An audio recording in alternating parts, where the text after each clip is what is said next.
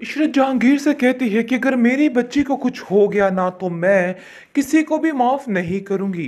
जहांगीर कहता है कि देखो बहुत जल्द वो मिलने वाली है। अगर उसकी स्वीटी मिल गई है ना तो समझो वो भी हमारी पहुंच से दूर नहीं है। तुम परेशान मत हो, देख लो सब कुछ ठीक हो जाएगा। हम उन लोगों तक ज़रूर पहुंचेंगे जिन्होंने इतनी बड़ी गड़बड़ कर दी है। जिसको सुनकर वो काफ़ी हौसले में आ जाती है और कहती है कि मुझे तो ऐसा लगता है कि जैसे हमें उसके औरंगज़ेब के घर जाना चाहिए, क्योंकि वही सारी फसाद की जड़ है। और कहीं ना कहीं मुझे ऐसा लगता है कि उसकी ज़िंदगी सारी तबाह करने पर इन लोगों का ही हाथ है और इन लोगों ने ही सब कुछ किया है। मैं कभी भी उन लोगों को माफ़ नहीं करूँगी। न जाने क्या मेरी बच्ची के साथ सलूक किया होगा जो उसे घर छोड़ना पड़ गया। लेकिन जी आप देखेंगे कि गुड्डी अब इस बात पे अटक चुकी है कि वो ये काम कभी नहीं करेगी और नासिर के साथ ही जाएगी, चाहे जो मर्जी हो जाए। क्योंकि वो समझ चुकी है कि ये लोग किस कदर जालिम हैं और अपने मुफाद की खातिर क्या क्या कर सकते हैं। जिसको लेके गहरी टेंशन में है वो और सोच रही है कि आखिर वो करे तो क्या करे। उसको तो कुछ समझ नहीं आ रही है।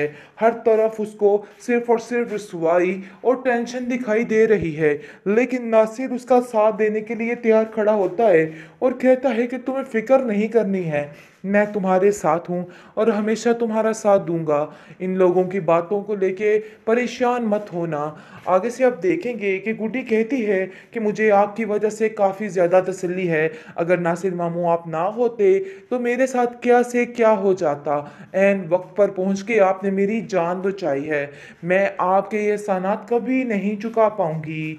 आगे से आप देखेंगे कि औरंगज़ेब भड़क उठता है और कहता है कि तुम्हारी हिम्मत कैसे हुई मेरी भतीजी को इस तरह से दिमाग ख़राब करने की। मैं जो कुछ कर रहा हूँ उसके फ़ायदे के लिए कर रहा हूँ।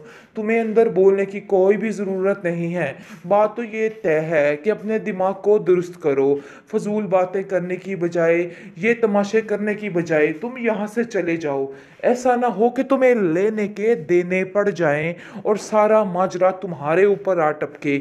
मैं ऐसा वैसा कुछ भी नहीं चाहता हूँ। मैं चाहता हूँ कि तुम यहाँ से चले जाओ और हमारी ज़िंदगियों से हमेशा हमेशा के लिए दूर हो जाओ। कहती है कि इस बिल्कुल ठीक कह रहे हैं औरंगज़ेब, तुम्हारा यहाँ पे रहना बनता नहीं है। मैं हरगिज़ नहीं चाहती हूँ कि तुम किसी चीज़ में इन्वॉल्व हो। और वैसे भी तुम होते कौन हो हमें ये सब कुछ बताने वाले। अरे हम वही करेंगे जो हमारी मर्ज़ी है। इसलिए बेहतर यही है कि हमारे साथ इस तरह की आंख में चोली खेलने का कोई भी फायदा नहीं। और बेचारी के पीछे क्या क्या किया जा रहा है। इसलिए वो कहती है कि देखिए मैं तो सारी जिंदगी तरसती रही इन चीज़ों के लिए, लेकिन अब ऐसा नहीं होगा। मुझे अब अपनी मर्जी करनी है और जो कुछ मैं करना चाहती हूँ मैं वो करके रहूंगी। क्योंकि अब मैं जानती हूँ कि मुझे क्या करना है। ये लोग चाहे जो मर्जी करें, आज मेरे रास्ते में अगर मेरा भाई भी आ जाए ना तो मैं उसको भी ठोकर लगा दूंगी और उसका भी ऐसा हश्र करूंगी कि वो याद रखेगा। मैं नासिर को इस बात के लिए कभी माफ़ नहीं करूंगी जो कुछ उसने मेरे साथ किया है। अपनी सगी बहन के साथ कोई ऐसा करता है क्या जो कुछ नासिर ने किया। लेकिन दूसरी तरफ नासिर ने भी ठान लिया है कि इन लोगों को ऐसा करारा जवाब देगा कि ये लोग याद रखेंगे। जो कुछ किया है जनाब सामने आएगा और जो कुछ किया है इन लोगों को हिसाब देना पड़ेगा। बस अब कुछ ही दिनों की बात है, इन लोगों का सारा वो जो किया धरा है वो सब मरिया मेट होने वाला है और सच जीतने वाला है और झूठ जो है उसकी शामत आने वाली है। ये लोग जो चालें चलने की कोशिश कर रहे हैं लेकिन अब इनका दी एंड होने वाला है, क्योंकि जैसा कि आप देख रहे हैं कि सब कुछ पता चल के फातिमा और उसके घर वालों को कि आखिर इन लोगों के घर काजी आया तो आया क्यों, मुझे तो समझ नहीं आ रही है। लेकिन अब सारा भांडा फूटने वाला है और हर चीज़ खुल के सामने आने वाली है। ये औरंगज़ेब जो अपने बेटे को बड़ा दुल्हा बनाता हुआ नज़र आ रहा है ना, इसका तो ऐसा दिवाला निकलना है कि ये सब कुछ ठीक हो जाएगा। आप देखिएगा कि किस तरीके से नासिर इनके घर में छापा मार के गुड्डी को वहाँ से बाजियाब करा लेगा। ये जो जुल्म गुड्डी के साथ करना चाह रहे हैं ऐसा नहीं होगा। पहले तो गुड्डी को समझ ही नहीं आ रही होती कि आखिर होने क्या जा रहा है। खामोशी से हर चीज़ को देखती जा रही है और कहती है कि आखिर ये हो क्या रहा है। आगे से शाज़िया उसको कहती है कुछ नहीं, बस तुम तैयार हो जाओ और बाहर आ जाओ। जैसे ही आके ये सारा माजरा देखती है तो वो हक्की बक्की रह जाती है और कहती है कि आखिर आप लोग मेरे साथ ऐसा कैसे कर सकते हैं? आप ऐसा नहीं कर सकते हैं, ये सरासर ज़्यादती है। जिस पर औरंगज़ेब गुस्से में आ जाता है और कहता है कि खबरदार, आइंदा से तुमने इस तरह ऊंची आवाज़ में बात की। तुमने जो करना था कर लिया, लेकिन अब हमारी मर्ज़ी चलेगी। अहमद जो है शदीद गुस्से में होता है क्योंकि वो ये सब कुछ नहीं चाहता। लेकिन दूसरी तरफ नासिर को शक पड़ जाता है कि नहीं भाई, दाल में कुछ काला है, कुछ ना कुछ तो ऐसा होने जा रहा है जिसकी वजह से सारे मामलात जो हैं वो सर चढ़ के बो रहे हैं। गुड्डी काफ़ी हैरान परेशान है कि आखिर वो अपने माँ बाप के कातलों के घर में हमेशा हमेशा के लिए कैसे रह सकती है। लेकिन वो लोग ये नहीं जानते हैं ये गुड्डी को बाद में मारने वाले हैं और ये सारी इनकी मिली जुली भगत है और प्लानिंग के तहत ये सब कुछ हो रहा है। बहुत ज़्यादा शाज़िया गुस्से में आ जाती है और कहती है कि तुम्हारी जुर्रत कैसे हुई इस रिश्ते से इनकार करने की? शुक्र करो तुम्हें अपने घर की बहू बना रही हूँ, लेकिन तुम हो के तुम्हें शर्म ही नहीं है। पता नहीं किस किस्म की लड़की हो। तुम्हारे फ़ायदे के लिए हम सब कुछ कर रहे हैं, ऐसा ना हो कल कला तुम्हें कोई और मार डाले।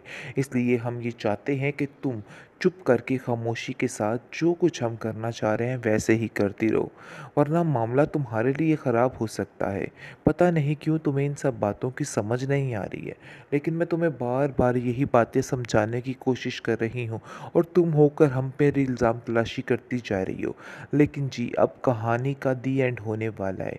आप देखेंगे कि जैसे ही ये लोग निकाह कर रहे होंगे ना, ऊपर से एंट्री मार देगा नासिर, फातिमा सारे और विद पुलिस, और इन लोगों का वो हश्र होगा कि ये लोग याद रखेंगे। इन लोगों ने जितना सताया था ना, सब कुछ इनके सामने आ जाएगा। डबल ट्रिपल केस बन जाएंगे इनके ऊपर, क्योंकि इन लोगों ने जो जो कुछ किया था सब कुछ उगलने वाला है रमीज़। क्योंकि रमीज़ को जैसे ही पकड़ा जाएगा वो औरंगज़ेब की सारी हकीकत को पाश पाश कर देगा और कहेगा कि औरंगज़ेब इस कदर लालची और भयानक इंसान है, आप सोच नहीं सकते, और इसकी बीवी इसके साथ शामिल है और उसने ही सब कुछ किया है। बहुत ज़्यादा पेचीदगियाँ बढ़ जाएंगी, लेकिन गुड्डी काफ़ी परेशान और रोती रहेगी कि आखिर इन लोगों ने मेरे माँ बाप के साथ कैसा सलूक किया है। वो तो इनसे इतना प्यार करते थे और फिर भी कैसे इन लोगों ने सगे भाई के साथ इस कदर जुल्म व ज़्यादती कर दी है। मुझे तो कुछ समझ नहीं आ रही कि आखिर ये सब कुछ क्या हो रहा है। लेकिन जी, आप देखेंगे कि अब जाकर रमीज़ सारा अपना मुंह खोलेगा और सब कुछ सामने आ जाएगा।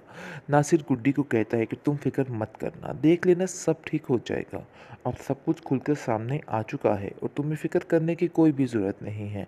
इन लोगों का बाल भी बाका नहीं रहेगा, बल्कि ये लोग अब इस काबिल नहीं है कि कुछ भी बोल सके।